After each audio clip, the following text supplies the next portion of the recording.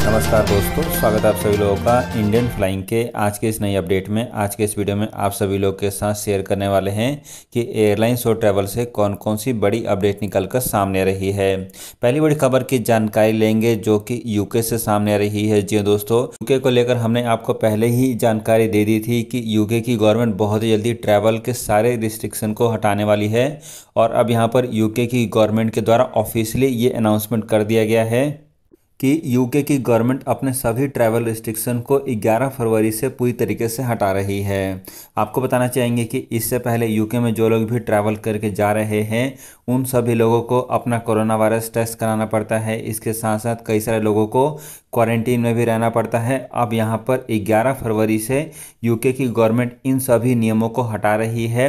यदि आप fully vaccinated हैं तो केवल आपको वैक्सीन का प्रूफ दिखाना है और आपको कोई भी कोरोना वायरस का टेस्ट, इसके अलावा कोई भी क्वारंटीन का नियम यूके में जाने के बाद एप्लीकेबल नहीं किया जाएगा। सो फ्रेंड्स, ये एक बहुत ही अच्छी खबर है कि यूके की गवर्नमेंट के द्वारा अब ट्रैवल रिस्ट्रिक्शन को हटाया जा रहा है और उम्मीद है कि दुनिया के दूसरे देश भी बहुत जल्दी इस तरीके के नियम लेकर आ जाएंगे, तो उसके बाद बहुत सारे लोग जो हैं आसानी से ट्रैवल करना शुरू कर सकेंगे।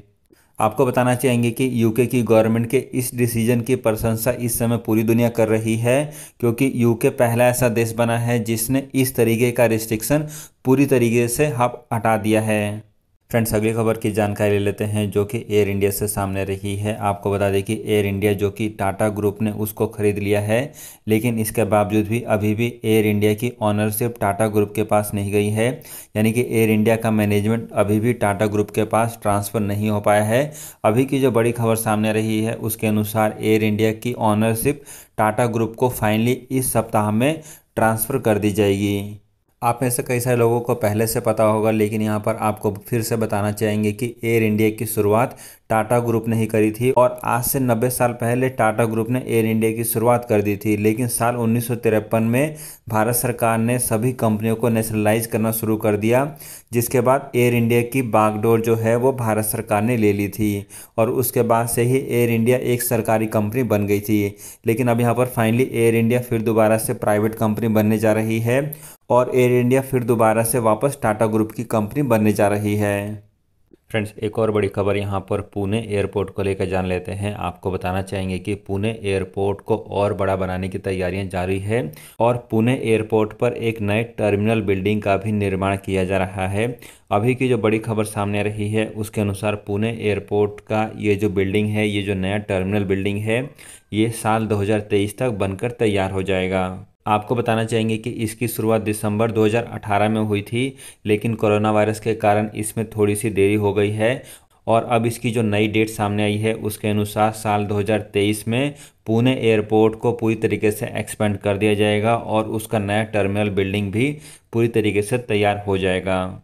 फ्रेंड्स, अगली खबर यहाँ पर टर्की से सामने आ रही है। आपको बताना चाहेंगे कि टर्की के इस्तांबुल एयरपोर्ट पर खराब मौसम और भारी बर्फबारी के कारण फ़िलहाल के लिए उस एयरपोर्ट को बंद कर दिया गया है। जी हाँ दोस्तों, यहाँ पर टर्की के इस्तांबुल एयरपोर्ट से फ़िलहाल के लिए कोई भी फ़्लाइट ऑपरेट नहीं हो पा रही है। हम यहाँ पर आपके लिए ये खबर इसलिए लेकर आए हैं क्योंकि बहुत सारे लोग इस समय बाया इस्तांबुल होकर भारत में ट्रैवल करके आ रहे हैं, उन देशों से जहाँ से अभी भी भारत ने सीधी उड़ानों को ऑपरेट करना चालू नहीं किया हुआ है। वहाँ से बहुत सारे लोग बाया इस्तांबुल होकर भारत में ट्रैवल कर रहे हैं। सो फ्रेंड्स, यदि आप भी यहाँ पर इस्तांबुल के लिए ट्रैवल करने वाले हैं तो फ़िलहाल के लिए इस समय इस्तांबुल एयरपोर्ट को बंद कर दिया गया है, क्योंकि वहाँ पर अभी भी भारी बर्फबारी हो रही है। इसके अलावा फ्रेंड्स, अगली खबर की जानकारी ले लेते हैं, जिसके अनुसार एक नया डेटा सामने आया है जिसमें ये पता लगा है कि ओमिक्रॉन और कोरोना वायरस के केसेस फैलने के बावजूद भी बहुत सारे लोग इस समय फ़्लाइटों से ट्रैवल करना शुरू कर रहे हैं। जी हाँ दोस्तों, यहाँ पर कई मीडिया चैनल्स की तरफ से रिपोर्टिंग करके बताई जा रही है, जहाँ पर उन्होंने बताया है कि अब कस्टमर की बुकिंग धीरे धीरे बढ़ रही है और बहुत सारे लोग अब साल 2022 में अपनी फ्यूचर डेट की बुकिंग करना शुरू कर रहे हैं। फ्रेंड्स, एक और खबर यहाँ पर रसिया से सामने आ रही है। रसिया और यूक्रेन के बीच में इस समय काफ़ी बड़े लेवल पर तनाव चल रहा है और दोनों देशों के बीच में लड़ाई होने के आसार दिख रहे हैं।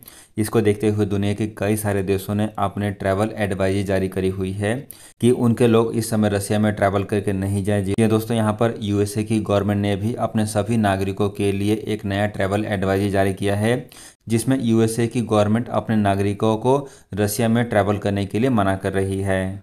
फ्रेंड्स, अगली खबर यहाँ पर ऑस्ट्रेलिया को लेकर जान लेते हैं। आपको बताना चाहेंगे कि ऑस्ट्रेलिया में बढ़ते हुए कोरोना वायरस के खतरे को देखते हुए दुनिया के कई सारे देशों ने अपने नागरिकों को ऑस्ट्रेलिया में ट्रैवल करने के लिए मना किया हुआ है।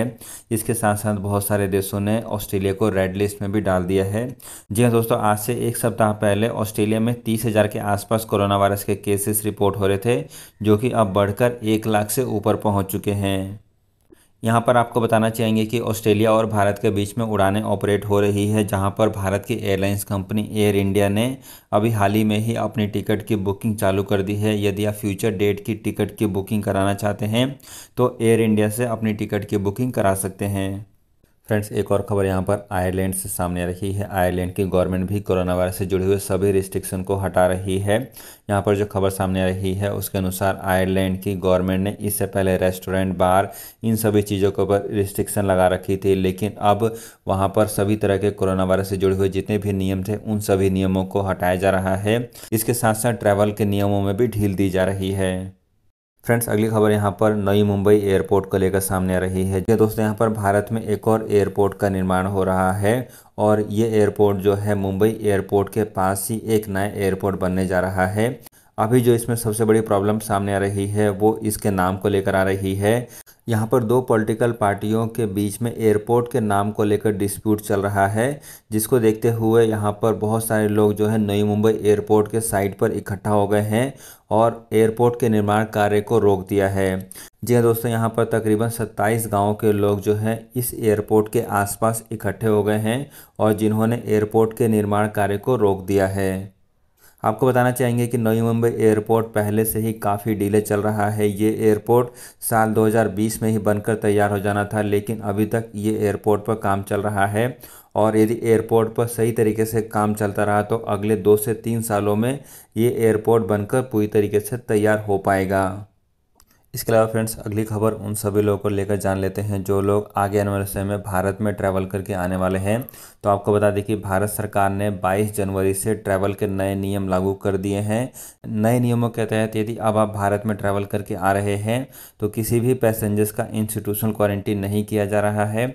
आप यदि रिस्क वाले देशों से ट्रैवल करके आएंगे तो आपको एयरपोर्ट पर अपना कोरोना वायरस का जाँच कराना पड़ेगा, और यदि आप रिस्क वाले देशों से ट्रैवल करके नहीं आ रहे हैं तो आपको कोई भी जांच कराना नहीं पड़ेगा और सभी के सभी इंटरनेशनल पैसेंजर्स को 7 दिन होम क्वारंटीन में रहना पड़ेगा। सो फ्रेंड्स, ये सारे नए नियम सामने आ रहे हैं इंटरनेशनल पैसेंजर्स के लिए। और आज की इस वीडियो में फ़िलहाल इतना ही रखते हैं। यदि आपको वीडियो अच्छी लगी है, काम की लगी है, तो इसको लाइक करने के साथ साथ चैनल को जरूर सब्सक्राइब कर लें ताकि आपको ऐसी लेटेस्ट अपडेट समय पर मिलती रहे।